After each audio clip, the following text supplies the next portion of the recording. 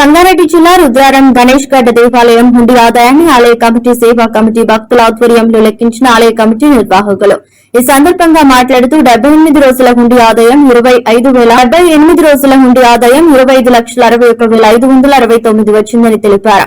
ఈ ఆదాయాన్ని ఆలయం అభివృద్ధికి ఉపయోగిస్తామని తెలిపారు. కార్యక్రమంలో ఈ సందర్భంగా ఈవో లావణ్య, చైర్మన్ హరిప్రసాద్ రెడ్డి, ధర్మకర్తలు, ఆలయ సిబ్బంది ఈశ్వర్, సుధాకర్, ఏవో చైర్మన్, ఆలయ కమిటీ సభ్యులు, భక్తులు పాల్గొన్నారు. గణేష్ టెంపుల్ చైర్మన్ ని ఈరోజు హుండీ లెక్కింపడం జరిగింది. 78 రోజులకి గాను 25,61,569 రూపాయలు రావడం జరిగింది.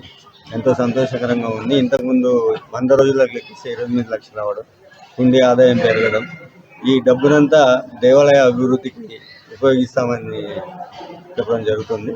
ధన్యవాదాలు.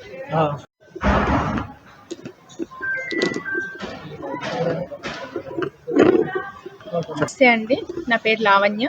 నేను శ్రీ గణేష్ దేవస్థానం రుద్రారం కార్యనిర్వహణాధికారి. ఈరోజు గణేష్ దేవస్థానంలో హుండీల లెక్కింపు కార్యక్రమం జరిగింది. ఇటు కార్యక్రమంలో మా చైర్మన్ హరిప్రసాద్ రెడ్డి గారు, మా ధర్మకర్తల మండలి సభ్యులు, దేవాదాయ శాఖ ఇన్స్పెక్టర్ రంగారావు గారు, వారి పర్యవేక్షణలో ఈరోజు హుండీ లెక్కింపు కార్యక్రమం జరిగింది. ఇందులో అనేక మంది భక్తులు, గ్రామ పెద్దలు, సేవా సమితి, గ్రామ ప్రజలు అందరూ కూడా పాల్గొన్నారు.